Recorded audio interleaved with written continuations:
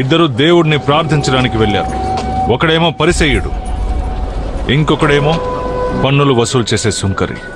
పరిసయ్యుడు ప్రార్థన చేస్తున్నాడు, దేవా, నేనా సుంకరిలా లేనందుకు సంతోషిస్తున్నాను.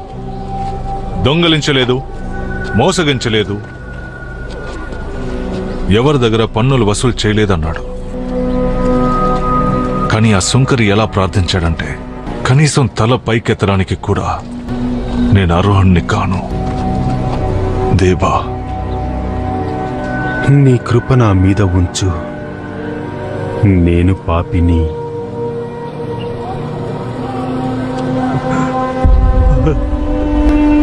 దేవుడు సుంకరి ప్రార్థననే ఆలకించాడు.